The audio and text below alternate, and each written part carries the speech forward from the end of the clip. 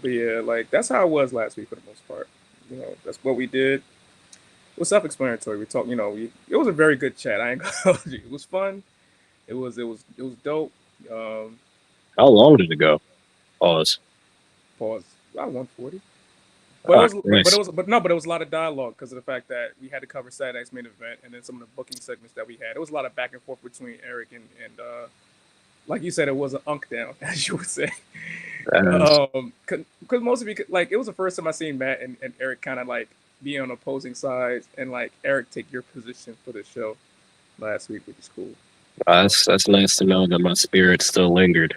Yes, Uh, sir. Yes, sir. Speaking of which, hello, folks. Yes, yes. You're 50 seconds into the backstage brawl, and we're about to get started in 30.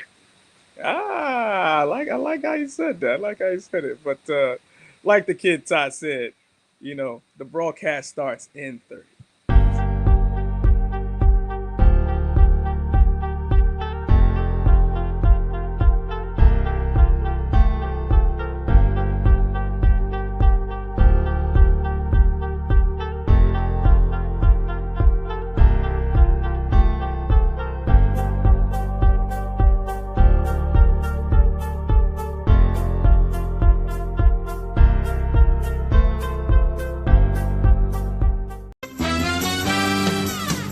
We're brothers, we're happy and we're singing and we're colored. Give me a high five. All right, cut and print. Beautiful, guys. Dynamite. That is. Season's greetings to everybody from the Backstage Brawl to everybody out there in the IWC. This is episode 162 of the broadcast titled Season's Greetings, You Filthy Animals. I am your host and your moderator, the People's Champion, aka Free, aka Shop Biz Ronnie, hashtag Free Ricky Starks. And welcoming back this week is Soft Forest, aka Kid Ty. Ty, how are we feeling this week? Because I know like you was under the weather, so like it's been over 2 weeks, close to 2 weeks now. So how you feeling? Um, well, I guess for those that for those who are curious, yeah, I've basically been dealing with like an upper respiratory virus and bronchitis for about 2 weeks now. Um, it should have ended a week ago, but I didn't have the proper meds to fully neutralize it. So now I do, and I'm recovering a lot quicker than I did originally. Um, I might cough here and there, I might go mute here and there, but I wanted to come back and talk some wrestling. Kind of get my mind off of things, of course, especially since I am feeling a lot better. But I'm okay. I know you guys had the ultimate trio of nonsense last week, and I know I'm usually Well, more it on the. wasn't nonsense. It wasn't nonsense necessarily. It was a good time. We did talk wrestling. We talked more wrestling than nonsense, though. I will tell you that. Well, I'm proud. I know I usually end up taking more of the firmer stances, pause on a lot of these things, but I'm here. Hey, I respect that. Thank you, Christopher Fisher from South Africa. Engage with your Facebook page. Who's a That's lot of what catching up to do. Yes, that's what we're talking hit about that there. subscribe button. Yes, hit that subscribe button to our YouTube channel. We're also live on Twitter and Facebook. If you're on Facebook, please like, share this live right now. If you're on YouTube, please like, share, and subscribe. And if you're on the Twitter app, rebranded as X, please quote, tweet, retweet, share, and join the live chat because we got some things to go through today entering this Christmas week. As Kid Ty said, of course, last week he wasn't here. He was under the weather. It's good to have him back because, we missed our fantasy booking extraordinaire. And with that said, we are definitely going to get into some graphs. But first things first, before we get into our icebreakers and stuff like that, we're going to get into a little bit of business here. Just want to issue a condolences to Rey Mysterio Sr., who passed away this past week at the age of 66. He is the uncle of Rey Mysterio Jr. Um, Ty, your thoughts about Rey Mysterio Sr. Passing away at 66 this past week? It really did throw me off considering how young the man is. 66 is a early time for somebody to go, in my opinion. Rey Mysterio Sr., obviously one of the most influential names in Mexican wrestling history. I had to double take for a second because this was part of one of my hatreds of Vince McMahon, the fact that he never let wrestlers really use the juniors or the seniors in their names in WWE. So when I saw Rey Mysterio, I was like, whoa, what? And then I saw a senior, I was like, oh, like I Mm-hmm. sat there and I was like, this is a guy who's trained so many different wrestlers over the different generations. He has a whole bunch of different successors, not just the Rey that we know. You had a couple of Hijo de Rey Mysterios over the years, and I don't really know what else to say other than I think for most people, Rey Mysterio Sr., like if I could make an analogy, he's sort of like the Dr. Dre of like he's similar to a Dr. Dre in the sense of like you might not know him completely or you do know him solo, but you know him even more for the people he put on. And when you consider the people he put on and the fact that the people that he put on an entire generation of people, you can't really picture modern wrestling without this guy when you consider what he was able to spawn. I can honestly sit here and say I've only seen so much of his own individual material, but from what I saw, he was definitely great. Yeah. And he's one of those people where it's sort of like similar to like when I was a kid and I grew up on Michael Jackson music, but because I was too young to understand the complete impact, after he died, I ended up learning more and more about him to the point where he became my favorite artist. Mysterio Senior is kind of similar in the sense of like when you learn more and more about this guy, you'd end up falling in love with his stuff. And I was lucky enough that earlier in the year and late last year, I was already looking into his stuff. So to see this is kind of surreal. It does make me very sad, but at least he's at peace now. You know, it's crazy when I first saw the photo that I just posted about Rey Mysterio. This photo right here. It's crazy and uncanny how he looked. Well, the body type wise, he looked just like Rey in '06 before he added all the extra tattoos on him, and I was just like, wow, like to see like the family resemblance and to see like what the lineage of the Mysterio name meant to not just person we see now is Rey Mysterio Jr., but for that entire family. And for Rey especially, it's been a very somber year for him because he just lost his father. So for him to just lose his father and his uncle, like the only person I can think of that went through the same thing simultaneously in the same year is Roman Reigns, who just went through the same thing. You lost your father and your uncle within 60 days of each other. And I think for Rey, I think it's more time between the two, but it still hurts nonetheless the same.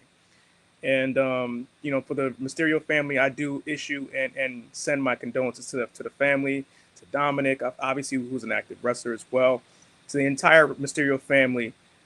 We do issue our condolences to the family for their loss at this trying time, right before the holidays too.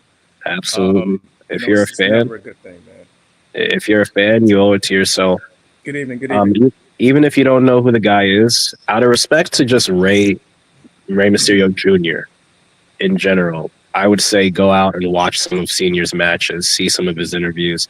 The innovator of the iconic mask, the iconic lineage, and the guy that honestly is very much responsible for your love of lucha now if you're an American. Yeah. You owe it to yourself to see what he was all about, what he was capable of, and what he set in motion. No, that's a fact. Um, I'm in Nigeria and I want to come to America. Well, we hope you get a chance to come to America. Yo, you got people going from South Africa and Nigeria. That's what's up, man. I'm glad Matt is not here because he'd be making Eddie Murphy jokes right now. Pretty much. He'd be making some Eddie Murphy jokes like, we don't want that right now. We want the people to come to the show and feel comfortable and feel welcome and have a good time. Don't get me wrong, we like to joke around and have a good time, but it's all in good fun for the most part.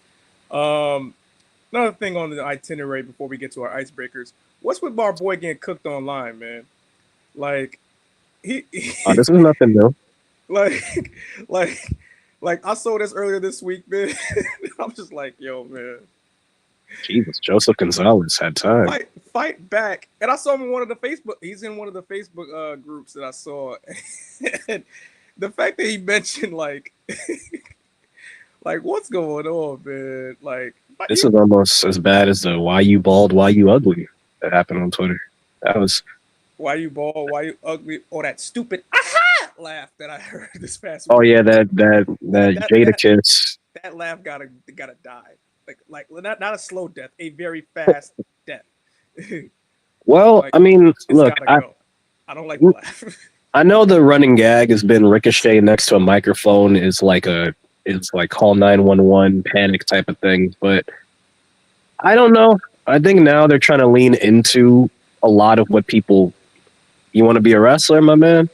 That's what's I up, I, man. I wish you the best on that. I'm not sure we're the proper people to kind of guide you through the channels. I think like we just podcast and stuff. Like if we I don't have I don't have anything in the game in terms of like all right go here. But there was someone who owned a local promotion anywhere, or they would give this man some tips. Anybody who's watching, please hit this guy up and see give him some help in order to be a wrestler. Absolutely. Because right now, like we just podcast and stuff. We don't necessarily like, not there yet. Yeah, we ain't there yet. We may have some on the inside, but we're not all the way there. And Merry Christmas to you too. Ricochet, right? Yeah, back to Rico. I've heard him have interviews on WWE.com exclusive stuff. Like they show like post stuff on the shows or interviews during Raw that just don't make it on the air. Yeah. And he sounded fine there. There are a lot of times where he sounds confident and he sounds like he sounds like a person that you want to get behind. And I think that what he's doing in AEW is playing up to what people think of him on the microphone. Like part of me wants to, like, maybe I'm giving more of a benefit of the doubt there, but it seems like they're leaning into the idea that Ricochet is corny. And they're trying to use it against the audience to help him out, which can work. I mean, anything can work in wrestling if you tweak it correctly. So I'm not against it. We do our best. We do our best. That is a number. That is a number. Unfortunately, sir, we cannot. We can't necessarily help you with that aspect, but we appreciate you joining the show. But yeah, man, I hope Ricochet is. My bad. I didn't mean to cut you off. I just. No, it's all good. I hope it works to his benefit. Seeing him get sunned by the Hurt Business, Hurt Syndicate. Seeing all these interviews and everything. At the end of the day, people are talking about him. Let's just hope that it translates into proper momentum that he can carry himself further with. That part, for sure. So, yeah, that's all I got to say about that. All right, man. So let's get to our first icebreaker question on this holiday show. First icebreaker question: what would it take for the WWE to rebrand back to the WWF? Because ever since Kevin Owens has carried the Winged Eagle title, people have been having some basically they've been wanting that old thing back, so to speak. Ty. So what would it take for the WWE to rebrand? If it were possible. Now, I know right now it might not be possible, but if it were, what would it take for that to happen? Killing a panda? No, but no, on a serious note. What do you call it? This company doesn't have to go back to WWF in terms of aesthetic. If you want to bring back the spirit, or as most people say now, restore the feeling of what they had once upon a time ago, yeah, a lot of that comes from really working the gears, like every gear of what's going on in the company. Seeing the old Winged Eagle Championship was definitely a treat for a lot of people at Saturday Night's Main Event. Mm-hmm. And I can understand why people want all that stuff back, but that's half the part. That's half the appeal of nostalgia, ain't it? When you see something nice, you want it back, and then you get it back, and you realize this was nice for the time, but it's not exactly what I'm looking for right now. I think it only resonates more with the championships now because these designs are abysmal compared to the older ones. But then again, every major promotion in combat sports is kind of like that now, ain't it? the UFC titles look like doo doo Yeah, it compared to how does. they used to look. You go to you go to a company like One Championship, their designs aren't bad, but when you compare them to the original ones, it's like what is even going on here? So for me, I think everyone has this idea that like as more things get more corporate, you just kind of sit there and go, the soul is gone, the flavor is gone, the heart is gone. Maybe this should be the sign that WWE goes like, if they didn't make these giant championships in front of the TKO building, there'd be more reason to change the design of the WWE Universal Championships right now. Do me a favor. You want to go back to the WWF? How about this? Let's analyze the real reason why we feel this way off that one belt. Change the design of the damn belts. You have two championships being represented by one belt. Retire the Universal title and change the design of the WWE Championship so we're no longer have these big logo belts. I'm tired of the big logo design. We've had it since 2013. It's about to be 2025. Yeah. Get rid of the big logo. Give us something else. Something that actually looks like a championship, please. Somebody, anybody, Kabuki. Something else. In the words of T-Pain. That's also a show. Something else. Like, my God, man. Shout out to Something Else pod. Yeah, man. Like, nah, I agree with you, dog. With that statement. But moving on. This is a quick fun question because it's the holiday season. Which current wrestler do you think will make a great on-screen comic book villain? Santos Escobar. Ooh. There's I like that move. there's like, yeah, you could go for obviously a lot of the bigger names, but Santos Escobar, I like that move. he legitimately looks like what's his name from. You could swap him with the dad from Riverdale. I think it was. Oh, Hiram Lodge. Hiram Lodge. You could do that. You could put him on any show. He could be, obviously you have the stereotypical, he could be a cartel boss, he could be a mafia boss, but he could also this man in a comic book could be a kingpin type of character. He could be Black Mask. Yeah. He could be the type of character that basically just has a vendetta against the hero, steals his woman, tortures his family. There's so many different roles that man could play because he has the look of somebody. He has a punchable face for a pretty boy. I respect that. So I'd say Santos Escobar. I respect that. All right, man. Last week you weren't here. We introduced a booking segment. If you like it, we can talk about it, briefly. If not, we can move past it. For this segment, we got 3 different booking segments. We could talk about it or we could move past it. But starting with the first one, book it or not, do we see Chad Gable winning a singles title in 2025? Yes. Next question.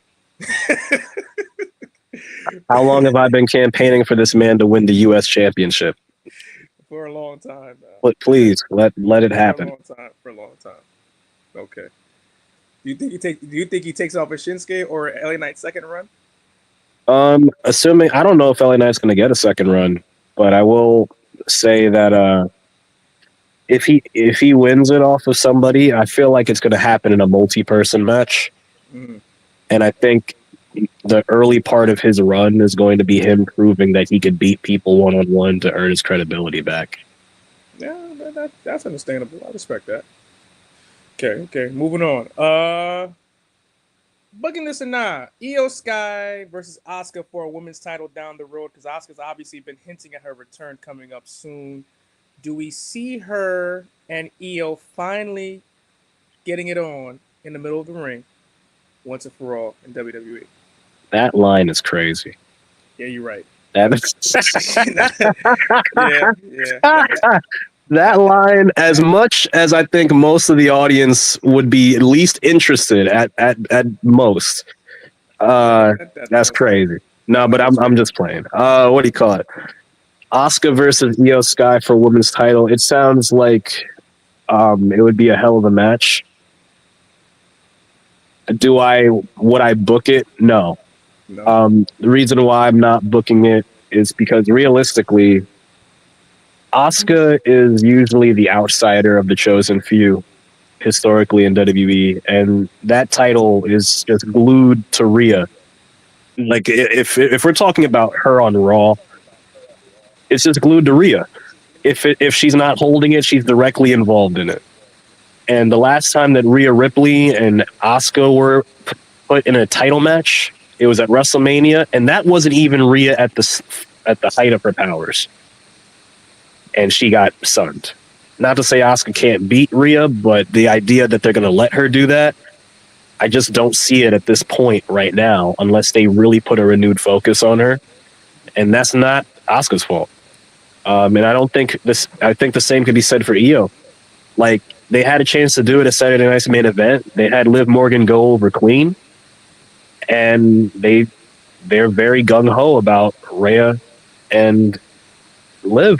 So I don't think that's going to change going into the new year. I don't think that's going to change post Mania, unless the feud ends early, which I doubt it will at this point. Post Mania, I think there's still going to be some lingering effects on that, and I don't see Asuka winning the championship anytime soon, especially if Rhea wins it back at Mania or whatever they plan to do. She's not going to win it so soon. She's not going to lose it so soon after winning it. So I can't say I can book that. All right, cool. So we can move on. And lastly, our final book it or not question of the week. Do we see CM Punk winning the 2025 Men's Royal Rumble? I'd hate myself. No, it's no offense to CM Punk, but like you got you got to understand, man. Like it's not fun being. I get where you're coming from. Like it's not fun saying it, but like even as a kid, I always looked forward to a younger talent or a newer talent or a deserving talent winning the Rumble. And I'm not going to sit here and say CM Punk doesn't deserve a Rumble victory, but it's one of those situations where it's like in a time where the main event scene is dominated by the same stories and you know what stories they are, there's just a part of me as a fan that wants to disrupt that so much just so we can get something new and to give the most predictable thing. And not saying that this is the most predictable thing, but to give another element that just feeds into that we know where this is going narrative, or did we really need this to get to there? You know, like I don't want to book that. I don't want Punk winning the Rumble. I think Punk by himself is more of a draw to where you don't need that storyline avenue. We've made that argument with a lot of main eventers over the years. We even made that argument with Cody Rhodes for 2 years straight. So yeah, here we are. yeah, he's WWE champion. if Punk was going to win the Rumble, I would have accepted it last year. It's better that he didn't, considering he got hurt. But you know, Jacob fought LOG Circus. How you doing? I was waiting on G Circus. In the words of Matt Hardy, I knew you'd come. That line is crazy in Matt's mind. I know. That's two. Yeah, that's two. That's something else, man. That's two. All right, man. Hey, Faye. I'd like Braun Breaker to win the Royal Rumble. Thanks. Hey, you got a better chance of him breaking the ring than breaking the Rumble. I'll tell you that much. Listen, we'll talk Braun Breaker momentarily because now it's time for the top wrestling highlights of the week. Ty, where would you like to start? You want to start with Raw, SmackDown, NXT? Pick your poison. To be fair, I'm not. This is one of the few times I'm not prepared for this one because I've been dying. So would you like me to walk you through in terms of what we're going to talk about in terms of the show, so that sure. we have a better idea? Please. All right, so kicking it off with Raw, obviously. This past week, obviously the pre-tape because everybody's getting ready for Christmas and stuff like that and all the good stuff, the flap and the riffraff.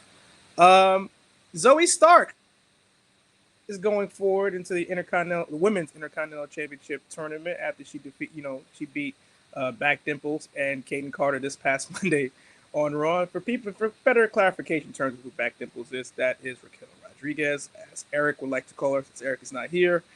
Um, she is moving on in the tournament as she inches closer to becoming the very first WWE Women's Intercontinental Championship. Ty, your thoughts on that? Would it be the first if China technically? Yo, GC. Y'all can always count on GC every week, man. I appreciate you. That's crazy, bro. I appreciate you, dog. Oh man. My thoughts on He that. was wilding last week too. I bet, especially when it was just yeah. No, I bet. What do you call it? Yeah, what's your thoughts on Zoe? I mean, that sounds awesome. Who is she directly? Like, who is she facing in the bracket next? All I know is that she's moving on, and I know Dakota Kai is moving further in, and I know Io's also moving forward as well. Even though she tried to take her out in the back this past Monday, she's trying to eliminate competition, man. She's by any means, she's trying to get her way to the championship. So, like, what's your thoughts about that? Is it Io? I thought Kyrie was the one that got hit. Oh, Kyrie. Well, no, you're right. It was Kyrie. Oh, no, I'm not gonna say Chris like, oh, but like, no, I'm not gonna do that. Well, it's nice to know that there are new faces, fresher faces in the women's division finally moving up. I mean, most people would say, well, duh, that's the whole point. And Lara's another one too. People like, well, duh, that's the whole point of this. But it's like, you got to understand, like we had the same conversation about the women's U.S. championship. It was very easy for WWE to sit there and go, Bayley and Naomi. Right? Yeah. Like that's one thing I did wish I could have been there last week to talk about, how I was happy that Matt was wrong. Because I called Michin and Chelsea Green. Like I said I wanted those two to move forward. And, you know, what do you call it? He convinced me with WWE's predictability that they would do the opposite, and I'm glad he was wrong. Very glad he was wrong. So to see Zoe Stark, cool. But the payoff is in the fallout. So let's hope that whether she wins or loses, whether any of these women win or loses, they have a story to go with going forward that can keep us interested. So Zoe Dakota, that'd be a crazy match. I'm not gonna lie.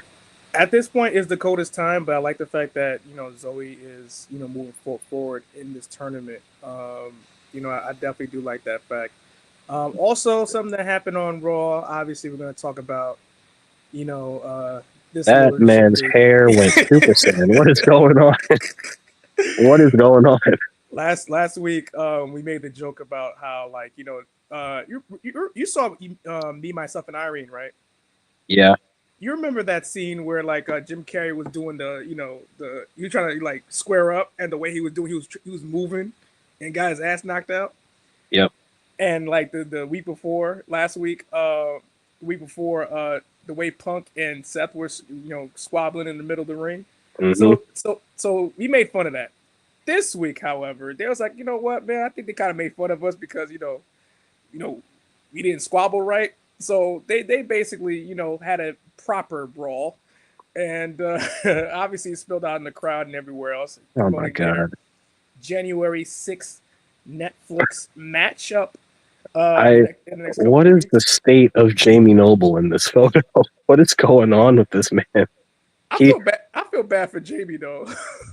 He's been doing this for 10 years, breaking up these damn fights, and I just come back to the ring, man. I don't know what to. Actually, not while Sheamus is still active. I find it interesting. God damn it! I keep forgetting about how he got retired on TV. I never forgot that. Made him cry off a powerbomb on the floor, and he just never wrestled again on TV. At least to our knowledge. What do you call it? They hurt that boy. I'm mad at people's reaction to that fight from before. I didn't hate what they did in that room. I didn't hate it. It was just kind of funny just to make fun of. No, I know, but there's some people that are legitimately like, what the hell is that? And I'm just sitting here like, look, man, I prefer them trying something different than the same hockey fight thing we get every single time. Like it's one it was a point where Charlotte and Sasha were doing it, Kevin and Sammy were doing it. Everybody was doing that same hockey fight thing, and I just sat there and I was like, "Is this the only thing we can do?"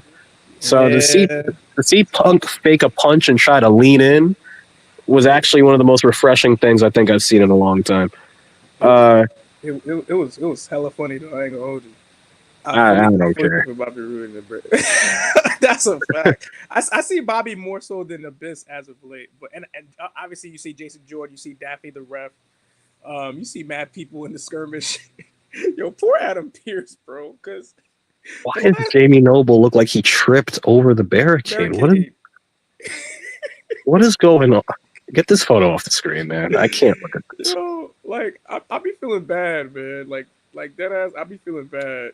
Od. You know, in terms of that photo, but that's pretty much what happened. And of course, to close out, you know, Raw this past week, the Viking Raiders decided to take home the tag team championships away from Judgment Day.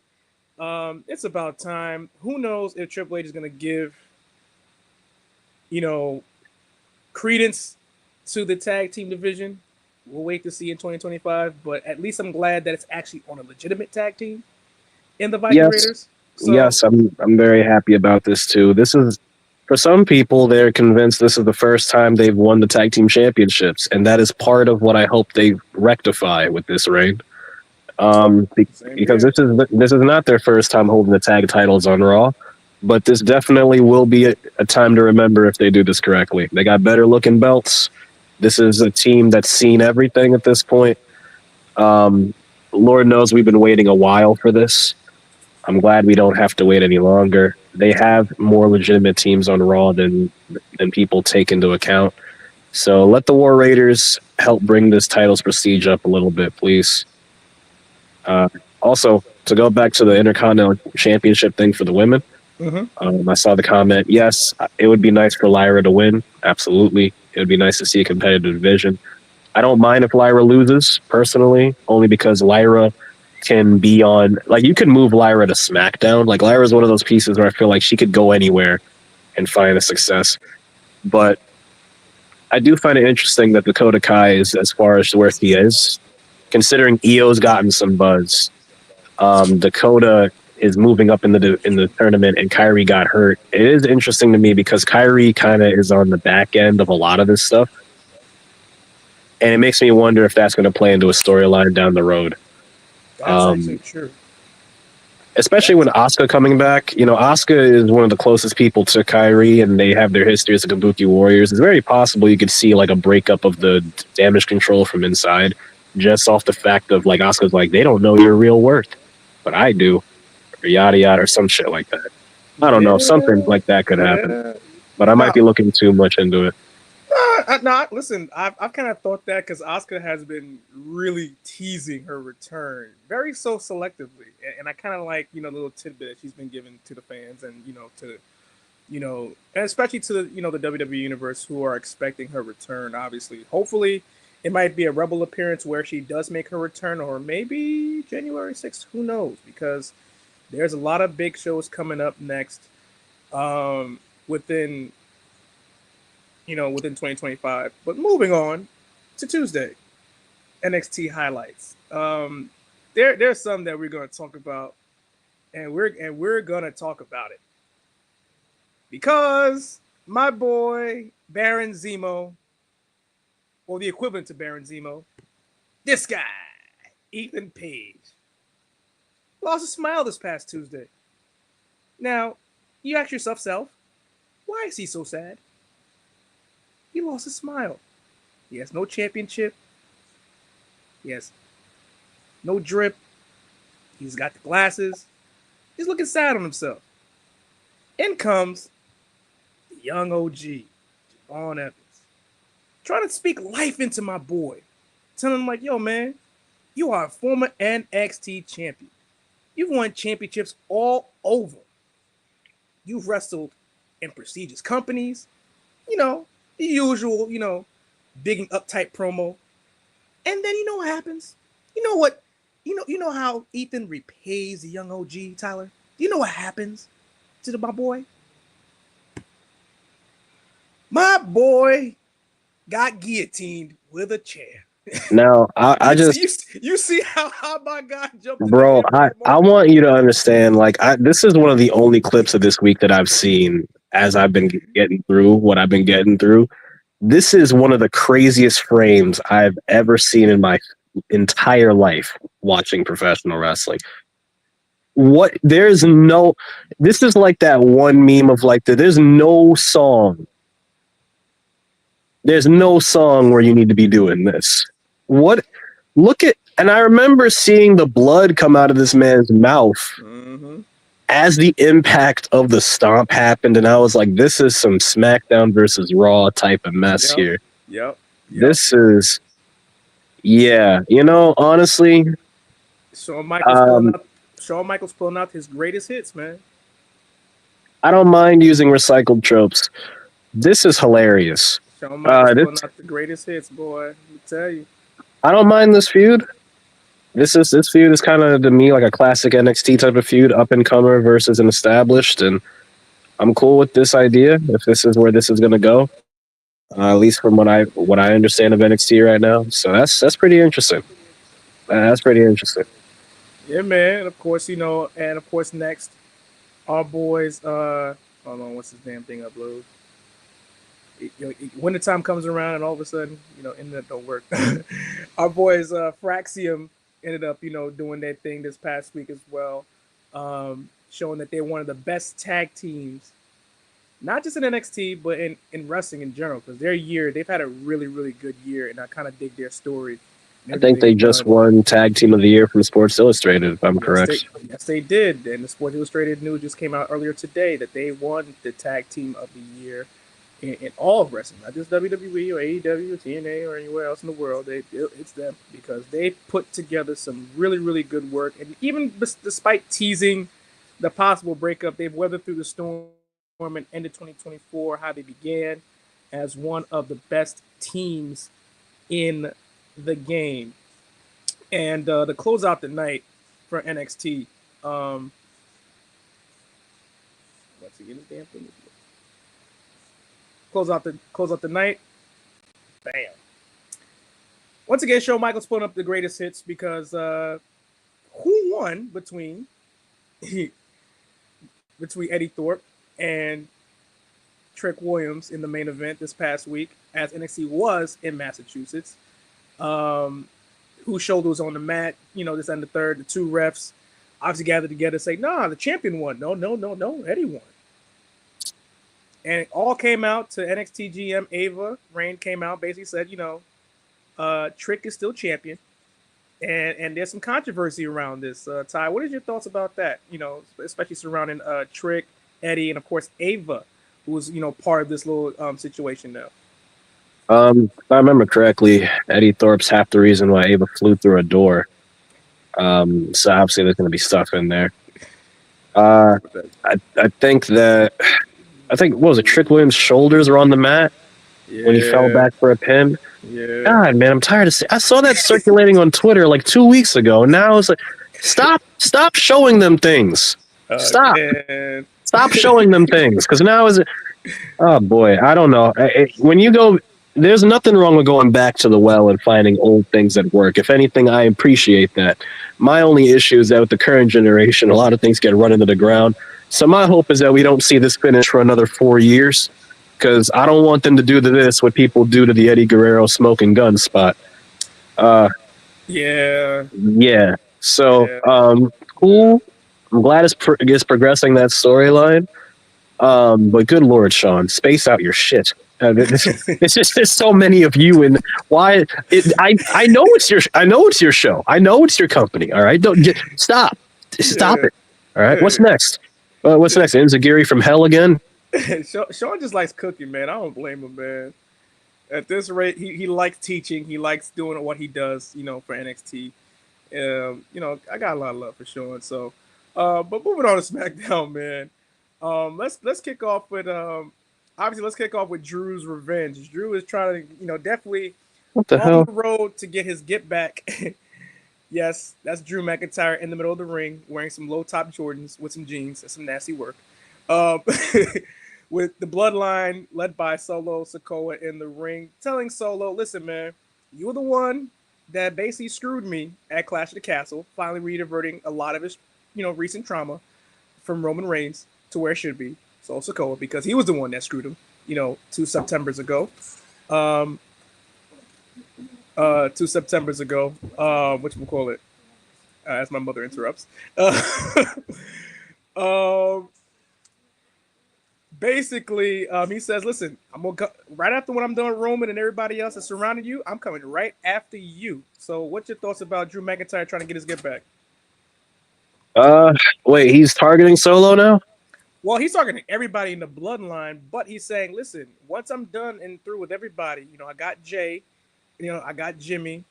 Don't worry about Sammy. I got something for him, But when I'm done with everybody, especially Roman, I'm coming straight for you." Well, at least Drew isn't being a hypocrite about it. Yeah. Because he could have easily let Solo go and left that as a giant plot hole. So, Yep. all right, fair enough. Yep, for sure. So what's your thoughts on that though, Ty? No, I mean that's a good thing in terms of storyline consistency. I don't see a reason why Drew wouldn't go after Solo, considering he would have been champion at Clash of the Castle. So, fair enough. I'm glad that I'm glad that Drew is doing this, and it also makes it more interesting the fact that we see this past year we've been giving a lot of praise to characters that are painted one way, but when you think about their reasons, you actually start to sympathize with them. There's a lot of moral ambiguity or ambiguousness here. So the fact that Drew has been painted as a heel for the longest time, and he's going after heels and faces alike. He's just going after people. Automatically makes it more interesting. All right, but later on in the show, obviously, there was to kick off the night with matches. There was a 6-man tag team match, obviously with Andrade, Apollo Crews, LA Knight versus Solo Sikoa and the Bloodline. And during that match, to help the Bloodline pick up the victory, happened to be a certain United States champion that's certainly not done with LA Knight for whatever reason. As he screwed him, as Corey Graves is like, "Yo, what are you doing, man?" He came out, basically, took out LA Knight, giving the numbers advantage to the Bloodline, letting them to win on SmackDown. What's your thoughts on Shinsuke being more of a fixture on SmackDown and making his presence known against Mr. LA Knight? I don't really. Shinsuke is an interesting topic to me in WWE because I'm happy he's U.S. champion. I'm happy he's seeing success recently. Last time I saw Shinsuke, the Bloodline had him cornered, and they all backed off the minute that man was ready to spray the mist. So maybe Shinsuke's coming from a more calculated place of if I help the Bloodline, I can get them off my back. In the other, enemy is my friend. essentially, and in that regard, that could be interesting. But I'll be honest, I kind of want to reserve judgment. I want to hold judgment on Shinsuke because although it's a new regime, historically, Shinsuke has kind of been used as a vehicle for other people. So while he's in the spotlight right now, I want to see what they do before I give a proper judgment on him. But that's the only thing I can come up with right now. All right, fair point, my man. And moving on, of course, our boy Carmelo Hayes got his get back against Braun Strowman as they faced off this past week. Yeah, listen, man. This is the stuff that they show on WWE TV. I try to get the better photo. This is what I got. What the hell? But Melo was able to win via countout against Braun Strowman this past week, outsmarting the monster among men as he threw him into the ring with 8 seconds left, with 2 seconds left to go in the countout, and the referee basically counted out Braun Strowman. Carmelo Hayes outsmarting Braun after he was on a guest on the Grayson Waller Experience. What's your thoughts about this little mini feud between Melo and Braun Strowman? It works for Melo. It definitely works for Melo in the sense that it shows off all the different ways he does not care how to win, as long as he wins, and it adds to his character. As far as Braun goes, I don't know what Braun is in 2024. If it feels like I really don't know. There's a part of me that wants to believe that whatever Braun is doing right now is just him filling in time before he's reintroduced into this Wyatt thing by some way, shape, or form into a feud or into the group. That's gonna take. If that's the case, it's gonna take a long time before that. I don't know because to be honest, part of me wants to believe it's going to be Braun interacting with the Wyatt Six with Alexa Bliss. You know, I keep forgetting that she's still out. Like it's been a while because like, how long has she been out since she had a daughter? Probably a year and a half. We haven't really seen her on TV. So Like, you think she'll be back by Rumble? it's possible. I don't know. Because to be honest with you, like, what it here? Yeah, yeah. It's crazy because I could when he typed it out, I could actually hear it audibly, like the. I just pictured the fish from SpongeBob, the giant, the Oh, the muscled giant up fish. fish. But Yeah. what do you call it? Like, that's my thing. Like, Braun has had this issue for years where he doesn't really have a spot on the show other than he's the big man attraction, and he doesn't do much of anything other than just he's a crowd pop, and that's not fair to him. He shouldn't just be that. He should be able to have proper storylines. He shouldn't just be playing a meathead. Like right now, where Braun is at Yeah. is a similar position to where Kane was when Kane was directionless, or where Big Show was when he was kind of directionless. It's an issue in WWE's history with monsters. And as far as Alexa Bliss goes, they didn't let Alexa Bliss do much after a certain point. If it wasn't Bray related, they weren't really messing with it. And They she weren't was doing tag champions with Nikki Cross. Again, there's a lot of storyline connection between Braun, Alexa Bliss, and the Wyatts with them. Like all of their stories can intertwine, yeah. which is very much why I would like for that storyline to happen. But here's another problem. When it comes to Wyatt-esque storylines, historically, what does it really do for everyone in the group? Like Well, the height of the storyline is the storyline itself. The fallout is like, where do you go? from there, yeah. I mean, hopefully we'll see going into 2025 that they get a chance to plug those holes up and see like how the story can be better fleshed out. Because like you do want to see like a good storyline with the Wyatt Six, with Braun Strowman, with everybody else, around, and how that will correlate with how, like you just said, like how it makes everybody like involved, how it makes everybody look good. Because at the end of the day, you want to make sure that you get the fulfillment of what you're trying to convey on TV. And I think they have the tools to do it. It's just gonna take them some time to get there. Hope so. That's just me.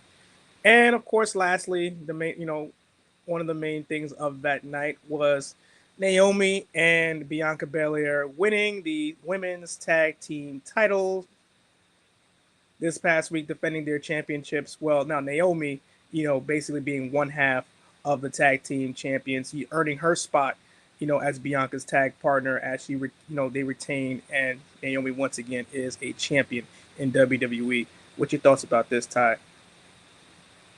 I'm confused. Well, the Jade Cargill situation, the case of who done it. And Naomi's like, I'm not trying to have my girl out here by herself, holding two titles and vacate them titles. So she went to Nick Aldis, and Nick Aldis was like, you know what, man? If you think you could defend them titles with a partner like that, hey, match is on. And they had the match, with Nia Jax and Candice LeRae this past week, and they left Tiffany Stratton in the back, and one thing led to another, and of course now they retained as champions, and Naomi, made sure that Bianca kept the tag team championships, around her show, around their waist. So that's pretty much how it came about, Ty. So Okay. Oh, okay. So it wasn't vacated and then okay. no, no, no, no, no. It was more like, all right, I'll pitch in. Listen, tag me in. Like, listen, next man up mentality. So that's pretty much how it was. Naomi stepped up for her sister and basically made sure to remain champions at the end of the night. kind of goes to show you how the state of the women's tag division. You have it like that. It's kind of I wow. mean, yeah, it's pretty much how it is. I mean, with all the focus on the singles, the new singles gold, it's like the tag division was Took already a, in a weird spot. and took a slight step back, but because their story kind of is tied to like who did Jaden in terms of the attacker situation. That's pretty much I guess where that story is basically going, which is why Naomi kind of inserted herself in that spot. I ain't gonna hold you, man. It ain't looking good for your girl in terms of like plausible deniability in terms of who did it. No, I get it.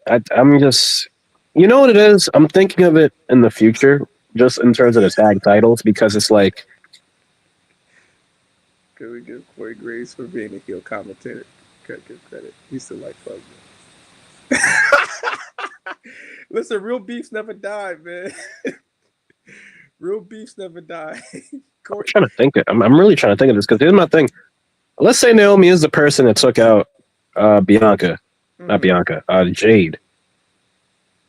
I mean, just picture a segment of her hitting Bianca in the back with the championship, and then the belts just get vacated at that point. And I'm just sitting here like, okay, I got like I don't like okay. In terms of the storyline purpose, I get it, but I guess as a person who's grown up on the tag titles constantly being used as single storyline vehicles, Mm-hmm. there's a part of me that feels like it's kind of bittersweet because I know that those belts are just eventually just going to be part of a whole. You know, like a whole situation of you shouldn't have teamed with her because she's the reason we're not a team anymore, or it's I don't know. Yo, what? Yo, you not you putting Charlotte into this too, man. What she got to do with this, man? I hope I hope for something else, but I mean the Rumble is right around the corner. She's going to appear in that damn thing, but yeah, I don't know. I'm just one of those people where I'm just you know what I'd really want personally, What's up? and WWE could have a great excuse with this right now. Mm-hmm. Just if you could just quietly move those tag titles over to NXT.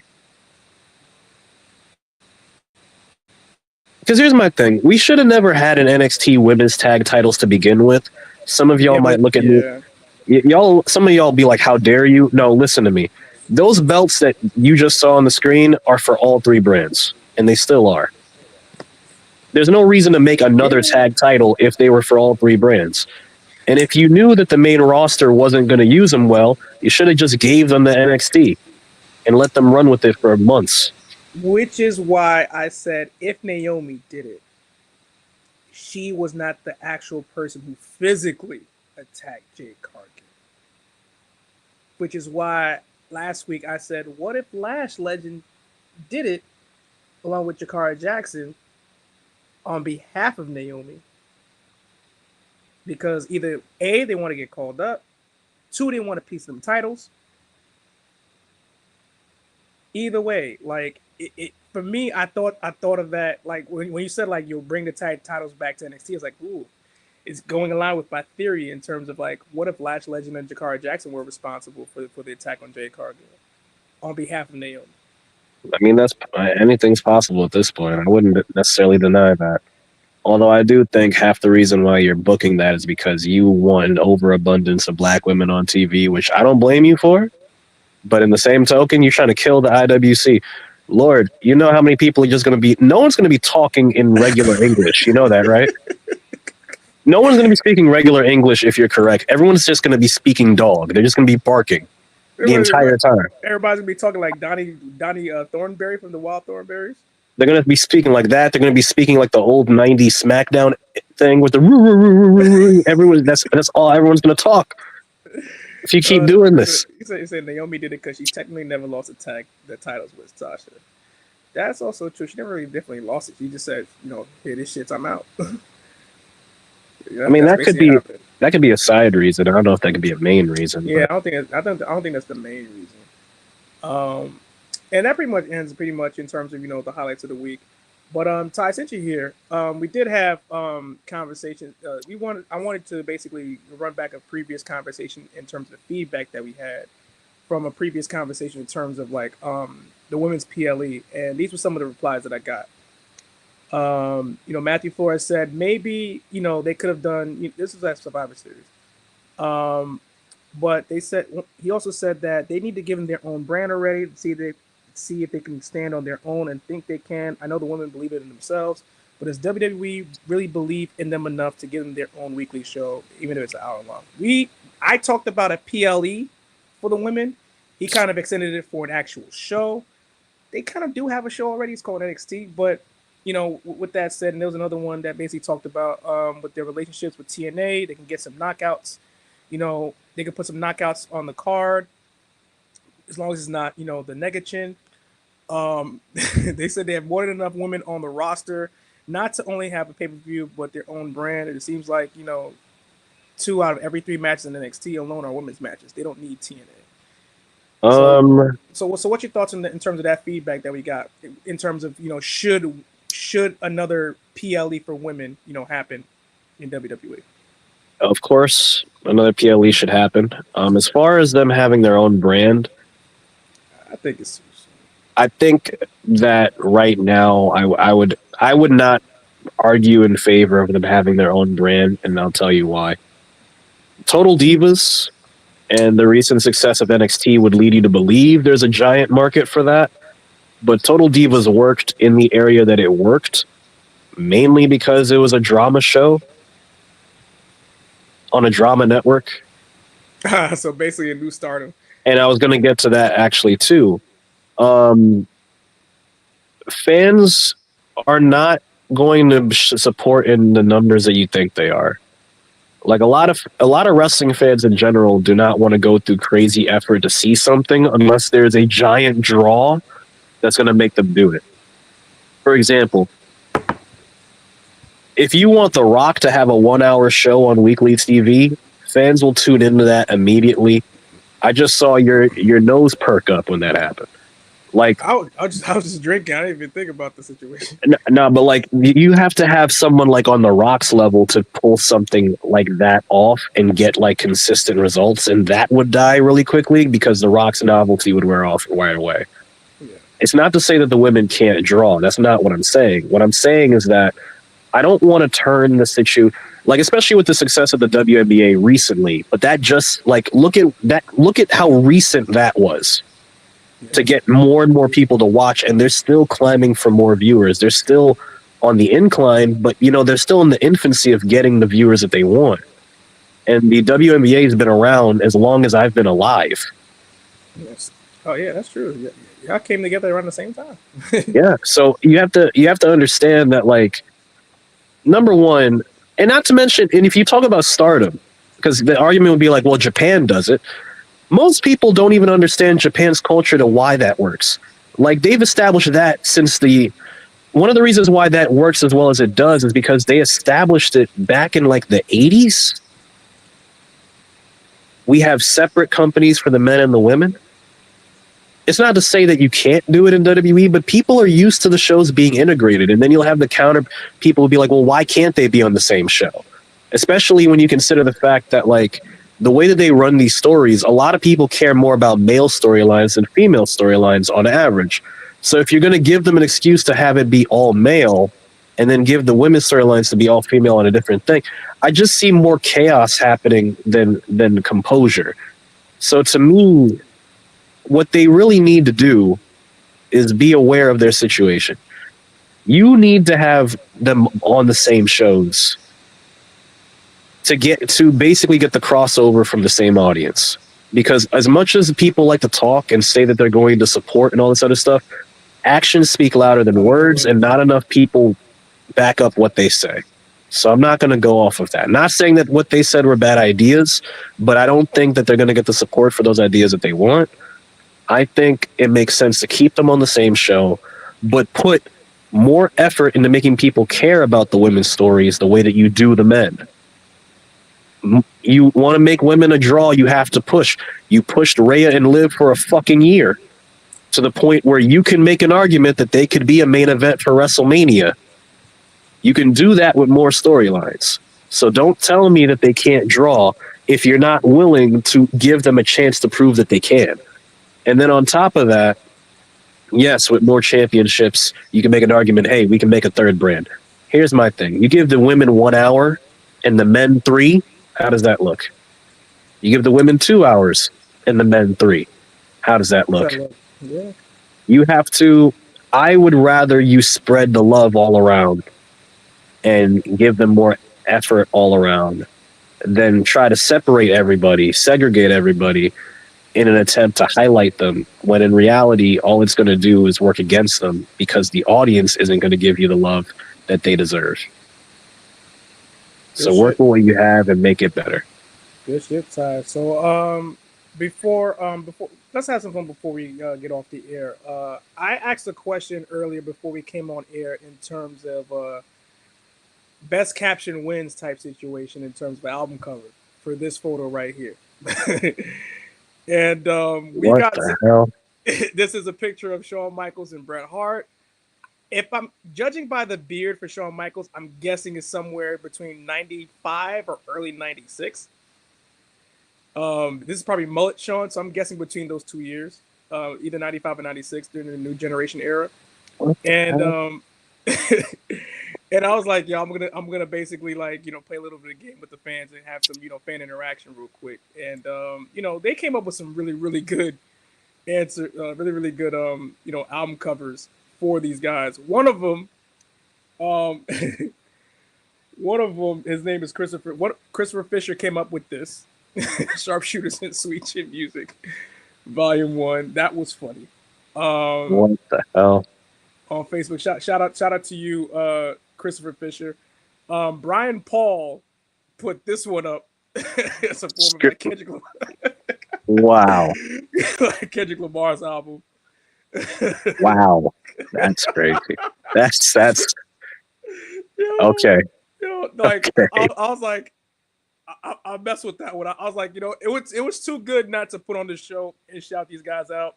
So Christopher Fisher and Brian Paul, if you're watching, man, thank you for your replies. I'm also reading other ones on Twitter and on Twitter and Facebook. One of them said "Sunny Days." I was like, Yo. I was All like, right.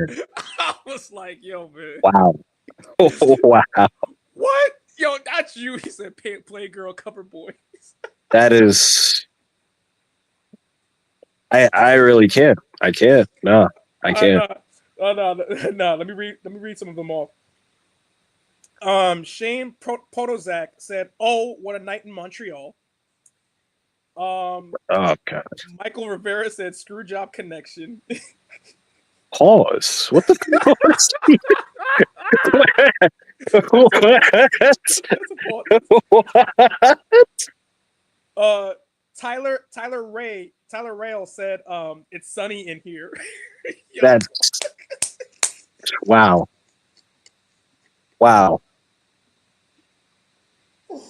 oh god, nah, We have I gotta. we have strayed off the path. Nah, these are new ones too, because like I asked this like hours ago, and some of them just did it. They said, "I like this one. This was kind of modest." This one that said, "The best and the rest." Oh, okay. That's fire. That's That sort was of like the world's finest for Batman and Superman. I like yeah, that. yeah. I like I that like one. that. That was really good. That was sent by Andy Whaley, the Heartbreak Hitman. I respect that one. Patrick Kana says, "The Heartbreak Kids."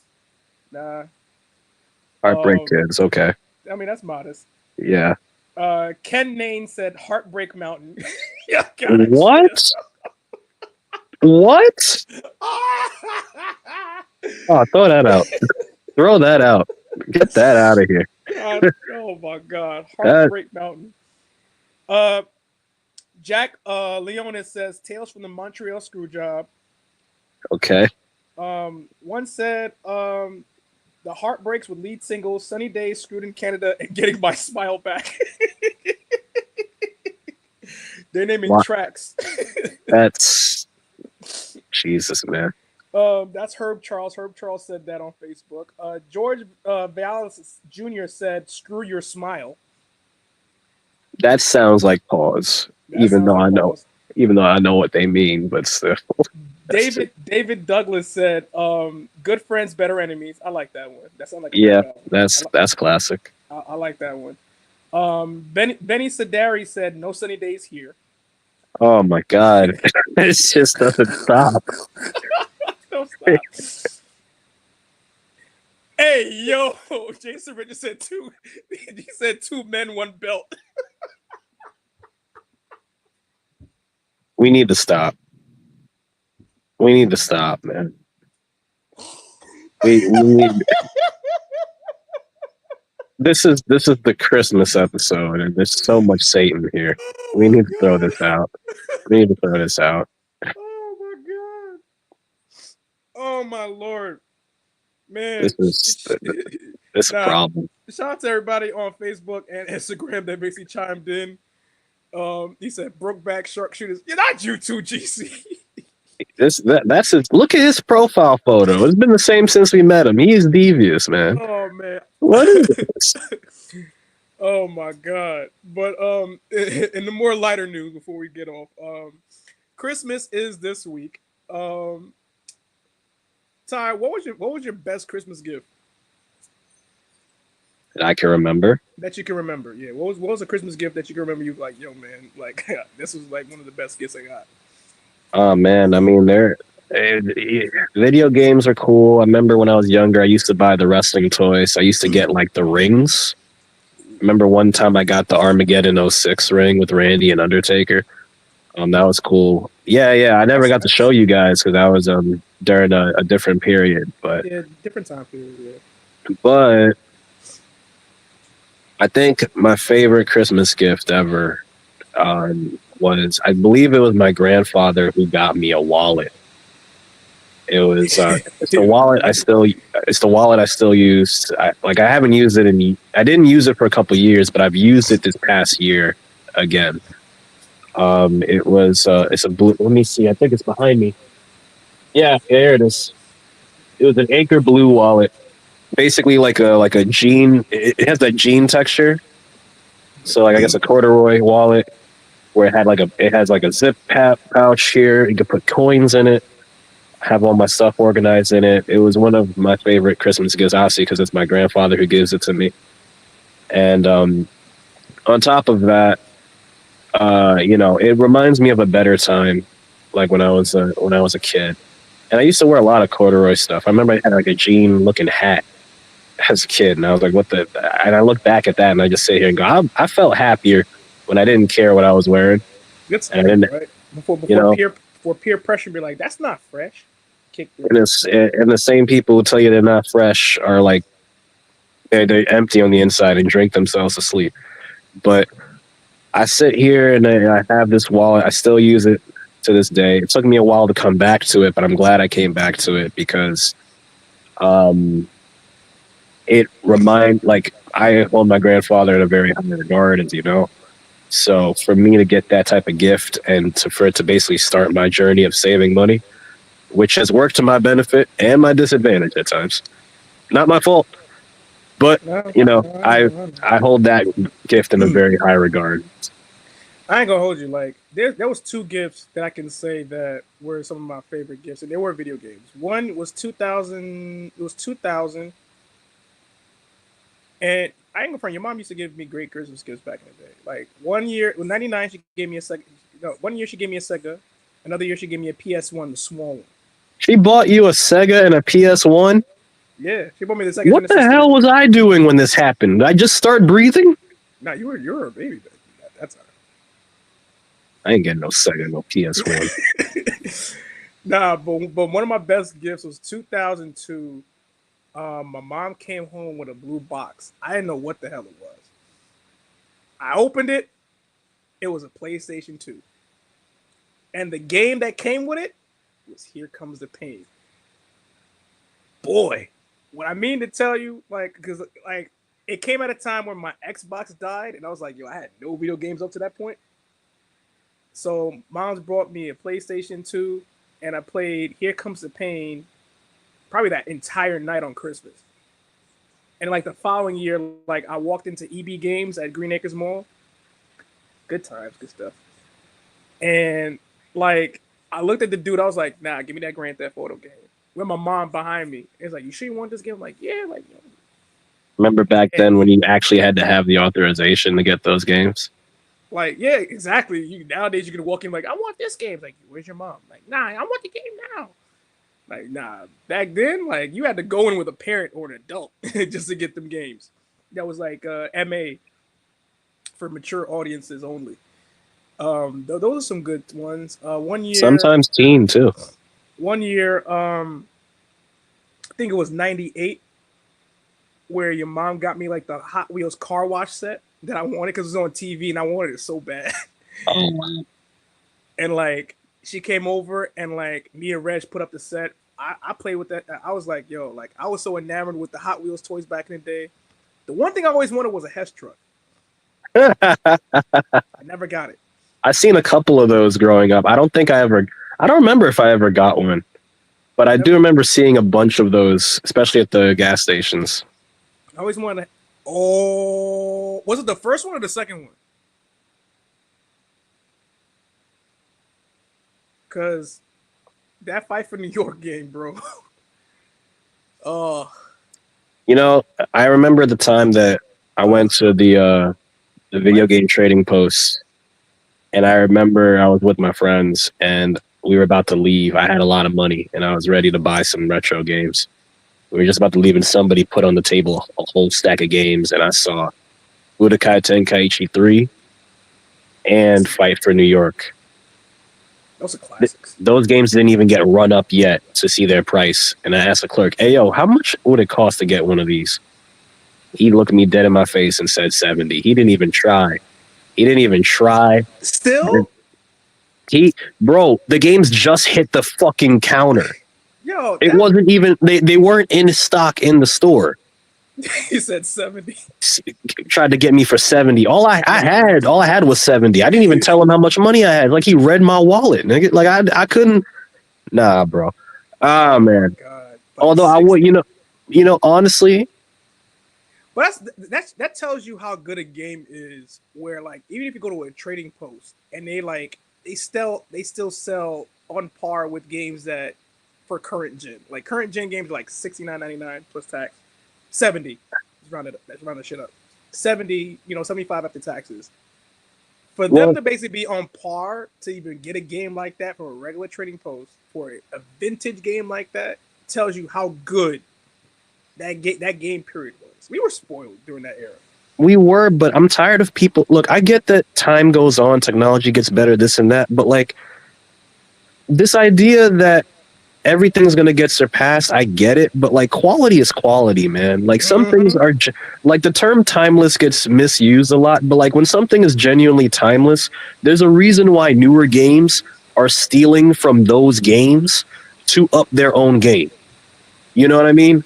Like you don't get the commercial success of Budokai Tenkaichi 4, like Sparking Zero.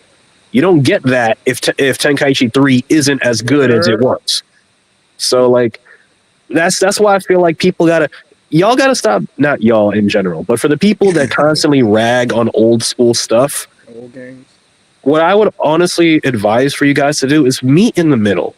I know that older people constantly brag about what they had and you had to be there and all this other shit. Look, you really had to be there. you see this?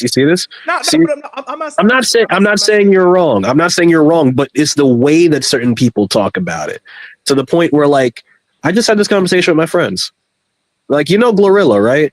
Yeah. A lot of the songs I've heard of Glorilla, she's done songs over instrumentals we grew up on, sampling songs that we grew up on. A lot of younger people would love Glorilla on the songs that she's on, and they'd love the beats that she's using.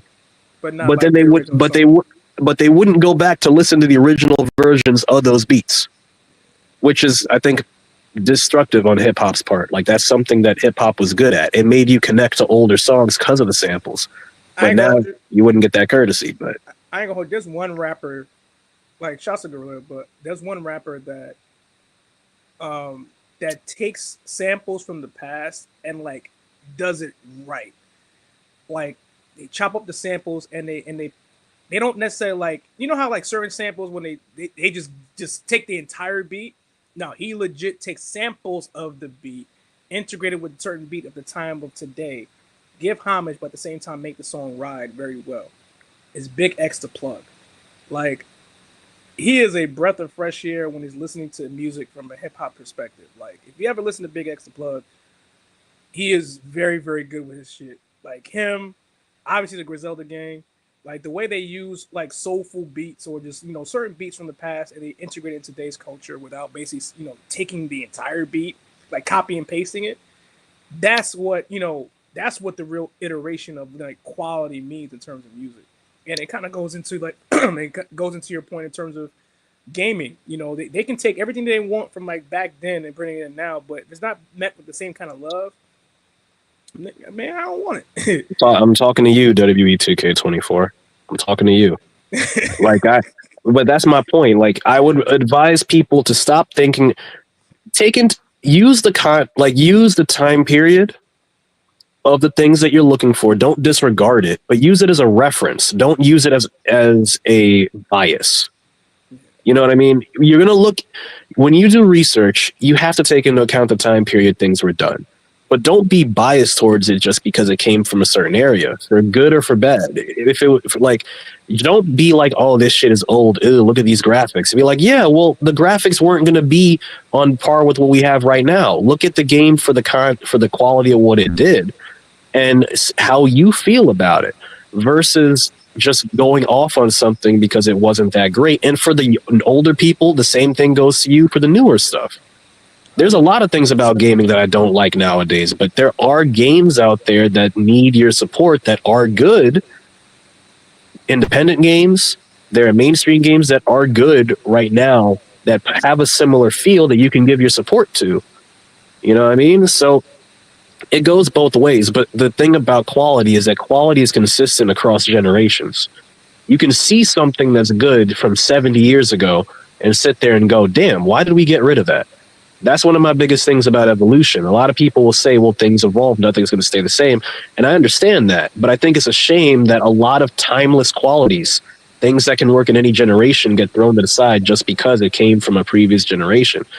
There's the fact that there are pencil sharpeners from the 1920s still in schools nowadays that kids can still use and are still in good condition. It's like, how did that survive 100 years? Yeah, because it was made in good quality 100 years ago to where it stood the test of time. Nothing wrong with the electric sharpener, but damn, going up to the front of the class and sharpening your pencil is a different experience. no, So that's all I got to say about that. All right, last question as we go to, we're going to basically take a look into our last episode of 2024. We are looking ahead in terms of the end of the year honors, in terms of, who's rest of the year, angles of the year, whatever. I think it's our fourth end of the year show. Yeah, it's our fourth end of the year show in terms of, like all the highlights of this year rolled up into one good, basically farewell 2024 show. Ty, do you have any idea in terms of, candidates that you have that you want to put in certain categories already, or is that something that we're going to be working towards this week? I don't know what's coming for sure. I really don't, because to be honest, the only thing I know for sure is that Punk and Roman is definitely on the table for 2025. You hear all the rumors about people who are supposed to have a renewed focus in 2025, like Finn and whatnot. Oh no, we getting Finn championship next year. That's what we want. We have to wait and see. But here's what I would do.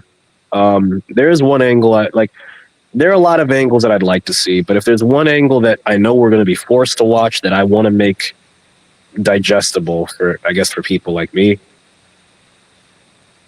do Roman versus Rocket Mania and do Cody versus Rock at SummerSlam.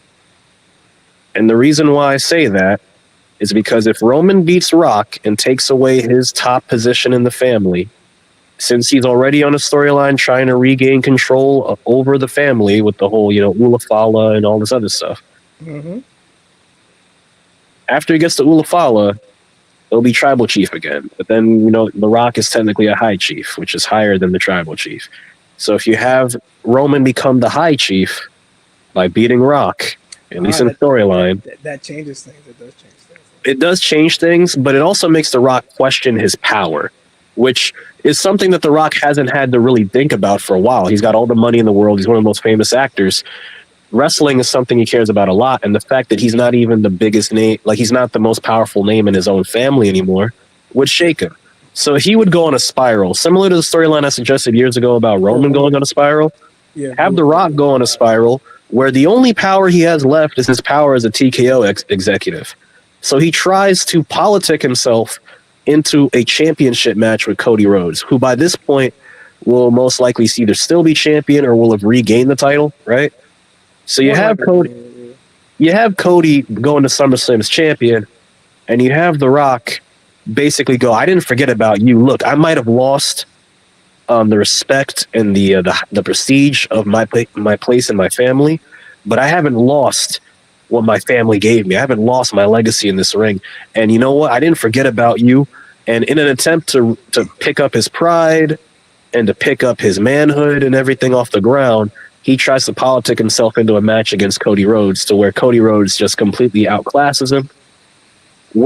Cody Rhodes wins in basically a championship versus control situation, where if Cody wins, The Rock can't use his power to interfere in anything WWE wise ever again, which would allow The Rock to quietly be taken off of TV, retire, if he so chooses to. You get both of the high marquee matches on 2-night shows, because I think SummerSlam is 2 nights in 2025.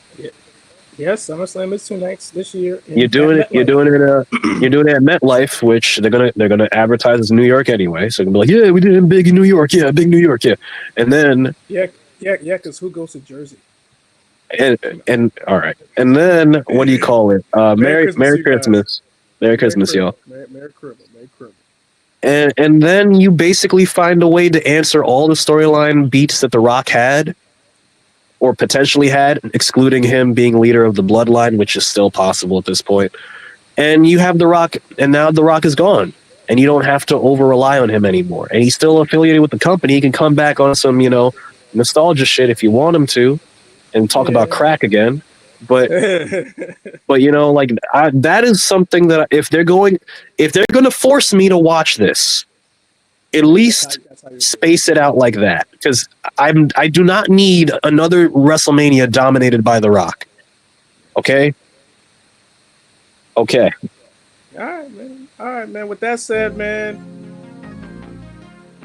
that is it for us this week. Shout out to everybody that's chimed in on the chat today. Shout out to Grizz. Shout out to Matt, who's not here today. Shout out to everybody that was in the chat today. Everybody that shared and joined the show. From us to you guys, we want to wish you guys a very healthy and happy and safe Merry Christmas, everybody. With that said, it's your boy, the People Champion, GC. Yo, G-Circus, what? What? You know what, man? Merry Christmas, everybody in IWC. Merry Christmas from our family to yours. Be safe, be merry, enjoy the holidays with your loved ones. We'll see you guys next week for our end of the year show. Please like, share, subscribe. Follow us on Facebook, Twitter, YouTube, Instagram, all the Backstage Brawl. We'll see you guys next week. Much love to y'all. Peace.